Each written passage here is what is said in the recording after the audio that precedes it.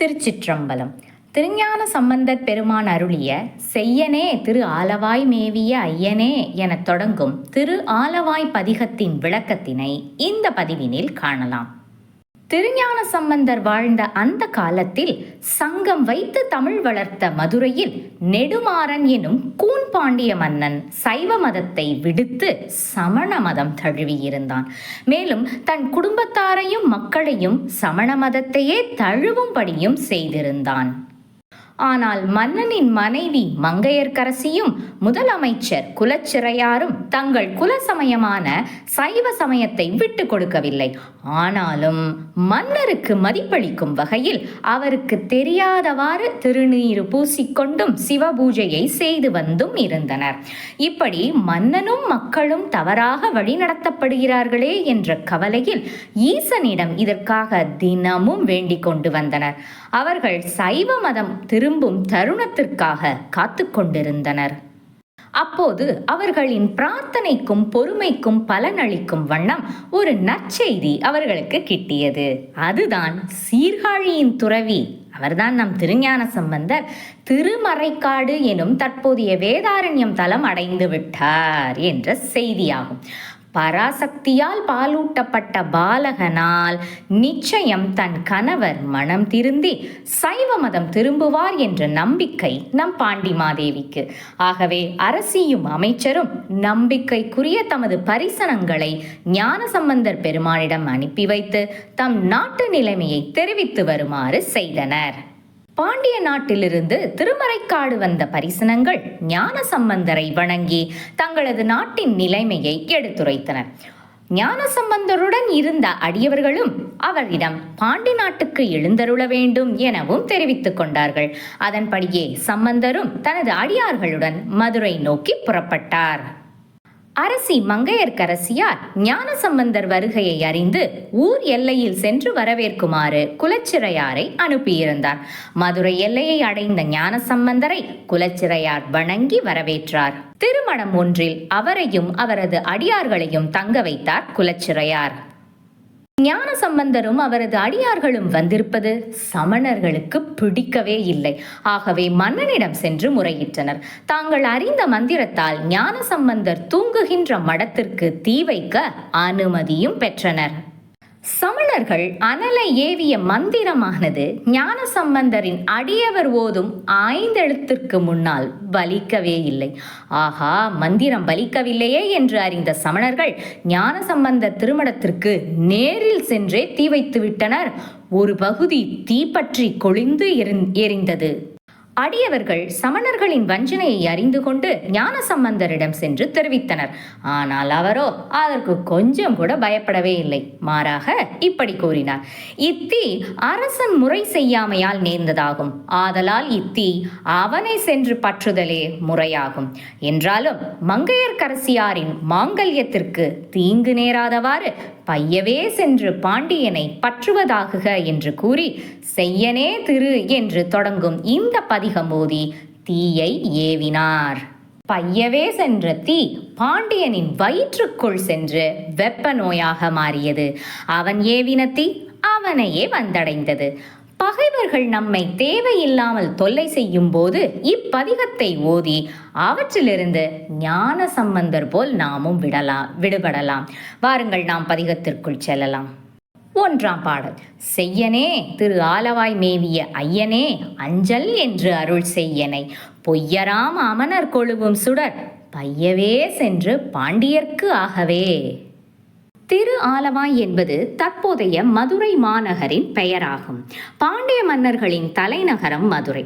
தலைநகரத்தை விரிவு செய்ய நினைத்த பாண்டிய மன்னன் ஒருவர் எல்லையை காட்ட வேண்டும் என்று இறைவனிடம் வேண்டிக் கொண்டார். அப்போது நஞ்சுண்ட இறைவன் தனது கையில் இருந்த பாம்பிடம் கட்டளையிடவே அந்த பாம்பு தனது வாலை நீட்டி உடலை கொண்டு நகரத்தை வளைத்து வாயை கொண்டு வாலை பிடித்து எல்லையை காட்டியது. இப்படி பாம்பு எல்லையை சுட்டி காட்டியதால் ஆலவாய், நஞ்சினை வாயில் உடைய பாம்பு என்ற அற்புதமான பெயரை பெற்றது மதுரை மாநகரம். இந்த திருவாலவாய் இறைவனை செய்யனே என்று விളിக்கிறார் ஆளுடைய பிள்ளையார். தீ பற்றியதை அகற்ற வேண்டும் என்று பதிகம் பாடுவதனால் தீ நிறம் கொண்ட இறைவன் என்று விളിக்கிறார் போலும். மேலும் நெருப்பு போன்ற மேனியன் என்பதனால் தீயிலிருந்து காக்கும் வல்லமை படைத்தவன் என்பதும் இதன் மூலம் உணர்த்தப்படுகின்றது. மேலும் இந்த பதிகத்தின் பாடல்கள் தோறும் அஞ்சல் என்று அருள் செய்யனை என்றும், அமணர் கொழுவும் சுடர் என்றும், பாண்டியர்க்கு ஆகவே என்றும் அனைத்து பாடல்களிலும் பாடுவார். மேலும் முதல் வரியில் சிவபெருமானை பலவாறாக விളിத்து, இரண்டாம் வரியில் அஞ்சல் என்று அருள் செய் என்று கூறி, மூன்றாம் வரியில் சமணர் பற்றிய குறிப்பு தந்து, நான்காம் வரியில் தீயானது பாண்டிய மன்னனிடம் சென்று பற்றற்றும் என மிக நேர்த்தியாக பாடல் தோறும் பாடுகிறார் சம்பந்தர் பெருமான். அமணர் கொழுவினார் என்ற தொடர் மூலம் சமணர்கள் தங்களது கையினில் தீயேந்தி வந்து மடத்தினில் புறத்தில் கொளுத்தினர் என்று உறுதியாக சொல்கிறார் சம்பந்தரடிகள். அடுத்து பாண்டியர்க்கு ஆகவே என்ற தொடர் மூலம் இந்த அளவுக்கு சமணர்கள் தீய செயல்களில் ஈடுபட அனுமதி அளித்தது பாண்டிய மன்னனின் தவறுதான் என்பதனையும் சுட்டிக்காட்டுகிறார் காளிவள்ளல் பெருமான். பையவே என்ற தொடர் மூலம் தீயின் உருவமாக நேரடியாக செல்லாமல் வெப்பு நோயாக மறைமுகமாக சென்று படர வேண்டும் என்று குறிப்புடன் வேண்டுதல் வைக்கிறார். இதற்கு இரண்டு காரணங்கள் இருக்கின்றன. ஒன்று, சைவ நெறியில் வாழும் பாண்டிமாதேவியின் மங்கள நாண் பாதுகாக்கப்பட வேண்டிய அவசியம் குறித்து இப்படி சொல்கிறார். இரண்டாவதாக, அரசன் சிவபராதம் செய்திருப்பினும் அவன் சிவநெறிக்கு திரும்புதல், சைவ நெறிக்கு மீண்டும் திரும்புவார் என்பது முன்னரே விதிக்கப்பட்டதாலும் பையவே சென்று பற்றுக என்று கூறியதாகவும் விளக்கம் அளிக்கப்படுகின்றது. இந்த முதல் திருப்பாட்டில் சமணர்களை பொய்யர் என்கிறார். ஆம், மந்திரத்தால் தீ ஏவதானே மன்னனிடம் அனுமதி பெற்றனர். ஆனால் அது நடக்கவில்லை எனும்போது மன்னனிடம் சென்று உத்தரவு கேட்காமல் நேரே அவர்களே சென்று தீ வைத்து விட்டனர். ஆகவே செய்யமேனியனே, சமணர் வைத்த தீயிலிருந்து எங்களை காப்பாற்றுங்கள் என்று வேண்டுகிறார். கொழுந்து விட்டெறியும் நெருப்பு போன்ற திருமேனி உடைய இறைவனே, ஆலவாய் தலத்தில் உறையும் தலைவனே, அஞ்சல் என்று சொல்லி எம்மை காப்பீராக. பொய் பேசும் பழக்கமுடைய சமணர்கள் இந்த மடத்திற்கு வைத்த தீ மெல்ல சென்று பாண்டிய மன்னனை பற்றற்றும். இரண்டாம் பாடல். சித்தனே திரு ஆலவாய் மேவிய அத்தனே, அஞ்சல் என்று அருள் செய்யனை, எத்தராம் அமணர் கொழுவும் சுடர், பத்திமன் தென்னன் பாண்டியர்க்கு ஆகவே. எல்லாம் வல்ல சித்தனே என்ற ரீதியில் சிவபெருமானை சித்தன் என்று குறிப்பிடுகிறார். இதனை இரண்டு வகைகளாக நாம் பார்க்கலாம். உள்ளன்புடன் உருகி நினைப்பவரை சித்தத்தில் என்றும் உரைகின்ற சித்தன் எனவும் பொருள் கொள்ளலாம். சித்து வேலைகள் பலவற்றை செய்கின்ற சிவபெருமான் என்ற பொருளிலும் பொருள் கொள்ளலாம். ஆம், எல்லாம் வல்ல சித்தனாக பல சித்து விளையாட்டுகளை கொண்டு இறைவன் அரங்கேற்றிய திருவிளையாடல்கள் அனைத்தும் எங்கே நடந்தன? இதே மதுரையில் தானே. இதை உணர்த்தும் திருஞான சம்பந்தர், பெருமான் ஒருவரே அமணர் கொழுவிய தீயினை வெப்பு நோயாக மாற்றும் வல்லமை உடையவர் என்றும், இந்த மடத்திலிருந்து அதனை பாண்டியனின் அரண்மனைக்கு செலுத்த வல்லவர் அவரே என்று உணர்த்தும் முகமாக சித்தன் என்று இறைவனை குறிப்பிடுகின்றார். அத்தன் என்றால் தந்தை, தலைவர், குரு என எல்லா வகைகளிலும் பொருள் கொள்ளலாம். சுந்தரமூர்த்தி நாயனார் என்னதான் பித்தா பிறைசூடி என்று தனது தேவார பாடலை தொடங்கினாலும் அதனை அத்தா உனக்காளாய் இனி அல்லேன் எனலாமோ என்றுதான் அந்த பாடலை முடித்திருப்பார். ஆம், அவர்தானே தலைவர், முதலும் முடிவும் மற்ற தலைவன், உலகத்து உயிர்கள் அனைத்திற்கும் தந்தையாகவும் திகழ்பவர் அத்தன் ஆலவாயன்தான். அடுத்து சமணர்களை எத்தராம் அமணர் என்று குறிப்பிடுகிறார். எத்தர் என்றால் ஏமாற்றித் திரிவோர் என்று பொருள். தங்களது மந்திர பலத்தால் மடத்திற்கு தீ மூட்டுவோம் என்று சொல்லி பாண்டிய மன்னனிடம் அனுமதி பெற்ற பின்னர் மந்திரத்தால் தீ மூட்ட இயலாத போது தாமே நேரில் சென்று மடத்தில் புறத்தே தீ வைத்த செயலை என்ன செயல் என்று கூறுவோம்? எத்தர் செயலே என்றுதானே கூறுவோம். அதைத்தான் சம்பந்தர் பெருமானும் கூறுகிறார். பின்பு பாண்டிய மன்னனை பத்திமன் தென்னன் என்கிறார். பட்டிமன் சமண மதத்தில் பத்தி கொண்டு திகழும் தென்னன், தென்னாடான பாண்டிய நாட்டினை ஆளும் மன்னன் என்ற குறிப்பினில் பாண்டிய மன்னன் நெடுமாறனை அவ்வாறாக குறிப்பிடுகிறார். எல்லாம் வல்ல சித்தரே, திரு ஆலவாய் தலத்தினில் பொருந்தி உரைபவரே, எங்களது தந்தையே, அஞ்சேல் என்று சொல்லி எம்மை காப்பீராக. எத்தராக பலரையும் ஏமாற்றி திரியும் சமணர்கள் கொளுத்திய தீயானது சமண பக்தனாக திகழும் பாண்டிய மன்னனையே சென்று பற்றற்றும் என்று இந்த பாடலை முடிக்கிறார். 3ஆம் பாடல். தக்கன் வேள்வி தகத்தருள் ஆலவாய் சொக்கனே, அஞ்சல் என்று அருள் செய்யனை, எக்கராம் அமணர் கொழுவும் சுடர் பக்கமே சென்று பாண்டியர்க்கு ஆகவே. திரு ஆலவாய் கோயிலின் மூலவர் பெயரான சொக்கநாதரை குறிப்பிட்டு விழித்து இந்த பாடலை பாடுகிறார் ஆளுடைய பிள்ளையார். பார்ப்பவர்களை சொக்க வைக்கும் அழகு உடையதால் சொக்கன் என்று அழைக்கப்படுகிறார் ஈசன் சிவபெருமான். தக்கன் செய்ய முயற்சித்த வேள்வி முற்று பெறாமல் தகர்த்த பெருமான் என்று இங்கே குறிப்பிடுகிறார். அதேபோல் சமணர்கள் தீ வைக்க எண்ணும் இந்த முயற்சியையும் தகர்க்கும் வல்லமை அந்த சொக்கநாதர்க்கே உள்ளது என இப்படி பாடுகிறார். தக்கன் வேதங்களில் குறிப்பிட்ட தன்மைக்கு மாறாக வேள்வி செய்ய முயற்சி செய்தமையால் அந்த வேள்வி முறியடிக்கப்பட்டது. அதே போன்று வேதங்களை பழித்தும் வேதங்களில் சொல்லப்படும் கருத்துக்களுக்கு மாறாகவும் செயல்படும் சமணர்களும் தண்டிக்கப்பட வேண்டியவர்களே என்பதே சம்பந்தர் பெருமானின் வேண்டுதலாகும். எக்கர் என்பதற்கு இருமாப்பு உடையவர், கொடியவர் என்பது பொருள். மேலும் எக்கர் என்பதற்கு ஆணையற்றவர்கள் என்ற பொருளும் இங்கு பொருந்துமே. பக்கமே, அதாவது தவறு செய்கின்றனர் என்பது தெரிந்தும் அவர்கள் பக்கமே சார்ந்து நின்ற பாண்டிய மன்னன் எனவும் பொருள் கொள்ளலாம். அல்லது நேராக சென்று தாக்காமல் சற்று ஒதுங்கி சென்று உடலுக்குள் சென்று பற்றுக என குறிப்பிடுவதாகவும் பொருள் கொள்ளலாம்.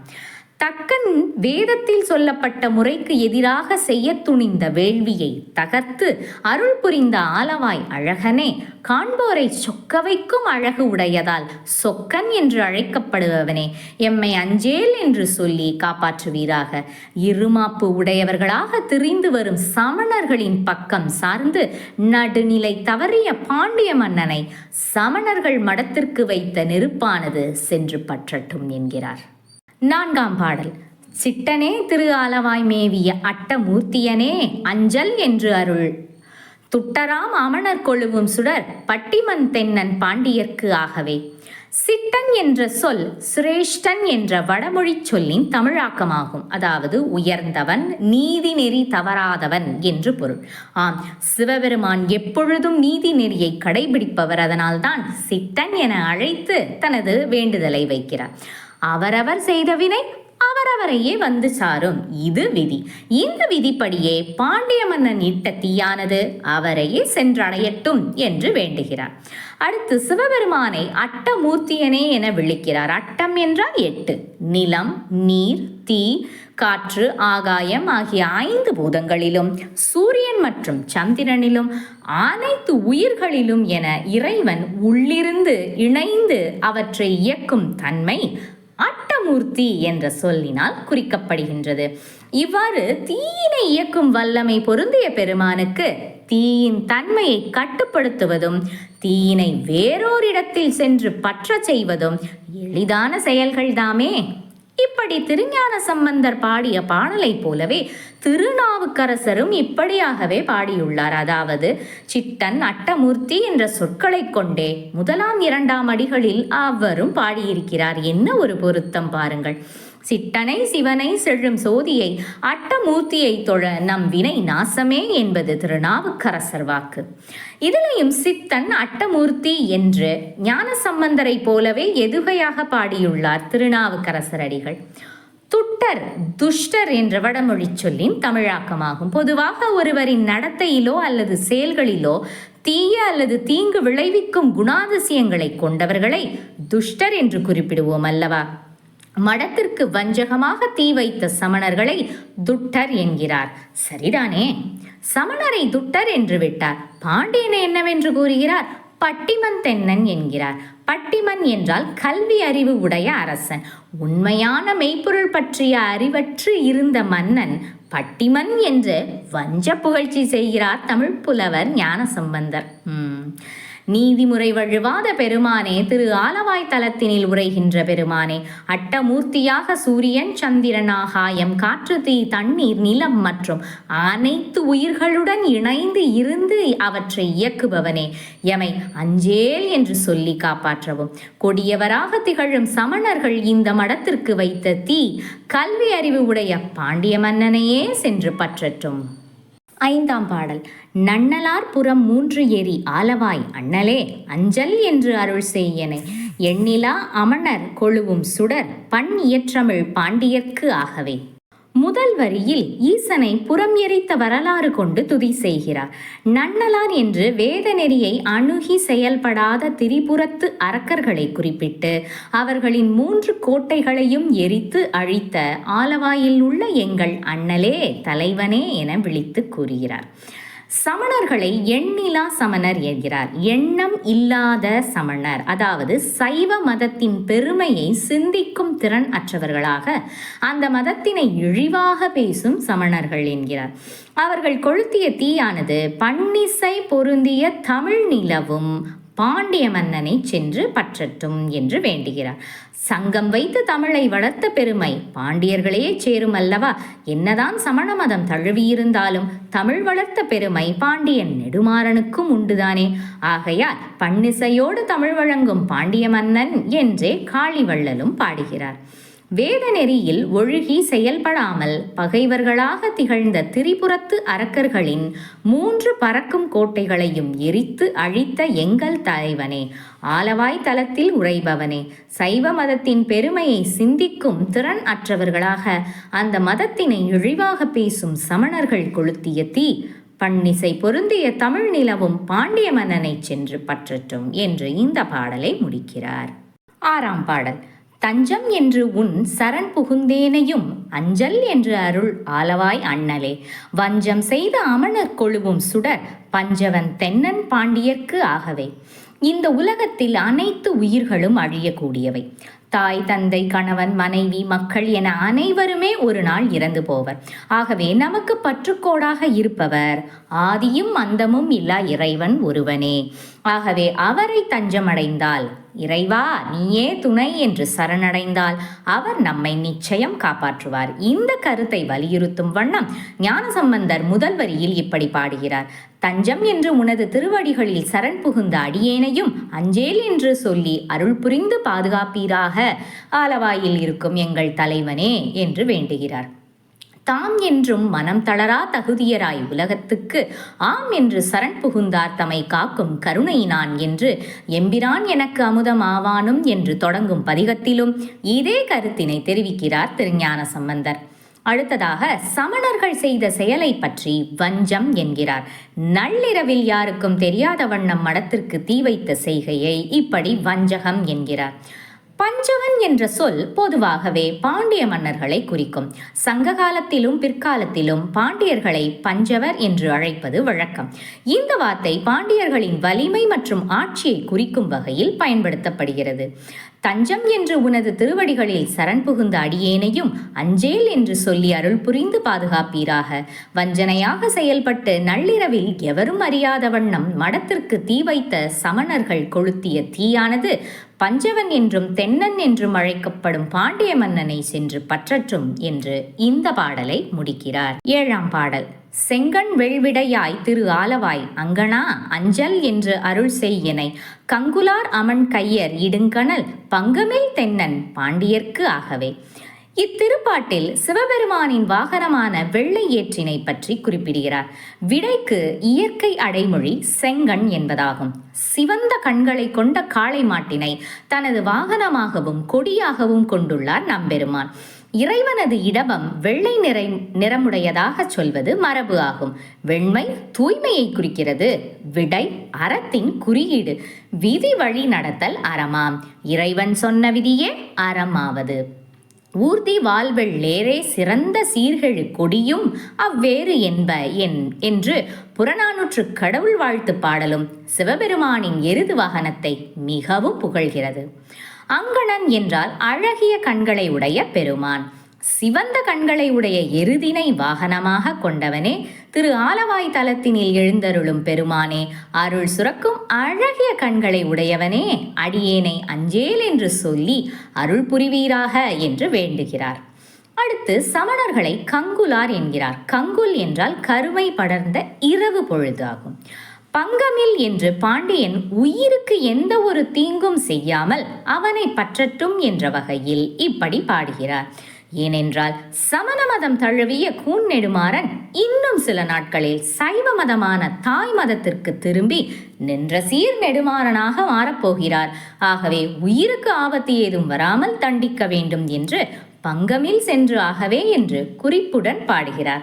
இருள் போன்ற கரிய மனம் கொண்ட சமணர்கள் இந்த மடத்திற்கு வைத்த தீ உயிருக்கு எந்த தன்மையிலும் கேடு விளைவிக்காத வண்ணம் பாண்டிய மன்னனை சென்று பற்றற்றும் என்று பாண்டியன் ஏவிய தீயை அவரிடமே திருப்பி அனுப்புகிறார் சம்பந்தர் பெருமான். ஆஹா, எவ்வளவு குறிப்புகள் கொண்ட அர்த்தமுள்ள பாடல் இது. சரி, வாருங்கள் நாம் அடுத்த பாடலுக்கு. 8ஆம் பாடல். தூர்த்தன் வீரம் தொலைத்து அருள் ஆலவாய் ஆத்தனே, அஞ்சல் என்று அருள் செய்யனை, ஏத்திலா அமணர் கொழுவும் சுடர் பார்த்திவன் தென்னன் பாண்டியர்க்கு ஆகவே. ஞானசம்பந்தரின் வழக்கமான 8ஆம் பாடலில் இடம்பெறும் ராவணன் பற்றிய குறிப்பு கொண்டதுதான் இப்பாடல். தூர்த்தன் என்றால் தீயவன் என்று பொருள். பிறர் மாதரை விரும்பியதால் ராவணன் தூர்த்தன் எனப்பட்டான். பிறர் மாதரை விரும்பிய தூர்த்தனாகிய ராவணனின் வீரத்தை அழித்து அதன் பின் அருள் செய்த திரு ஆலவாயில் வீற்றிருந்து அருளும் பெரும் கருணையுடைய சிவபெருமானே. மேலும் முக்கண்ணனை ஆத்தன் என்கிறார், அதாவது உயிர் நண்பன். ஆப்தன் என்ற வடமொழி சொல்லின் தமிழாக்கமே இது. செயற்கரிய யாவுள நட்பின் அதுபோல் வினைக்கரிய யாவுள காப்பு என்ற வள்ளுவர் வாக்குப்படி நட்பை போல செயல்களுக்கு அருமையான பாதுகாப்பு எதுவுமே இல்லை என்று ஆளுடைய பிள்ளையாரும் உணர்ந்த காரணத்தினால்தான் இறைவனை நண்பன் என்று குறிப்பிட்டு அழைக்கிறார். ஆலவாய் இறைவனே, உயிர் நண்பனாக எனக்கு வந்து அஞ்சேல் என்று சொல்லி பாதுகாப்பீராக என்று வேண்டுகிறார். அடுத்து சமணர்களை ஏத்திலா சமணர் என்கிறார், அதாவது நின்னை துதித்தல் இல்லாத சமணர் என்று குறிப்பிடுகிறார்.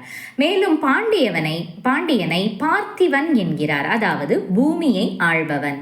ஆலவாய் ஈசனே, உன்னை புகழ்ந்து பாடும் பேற்றினை இழந்த சமணர்கள் இந்த மடத்திற்கு வைத்த தீ இந்த உலகினை ஆளும் தென்னனாகிய பாண்டிய மன்னனை சென்று பற்றட்டும் என்று இந்த பாடலை முடிக்கிறார்.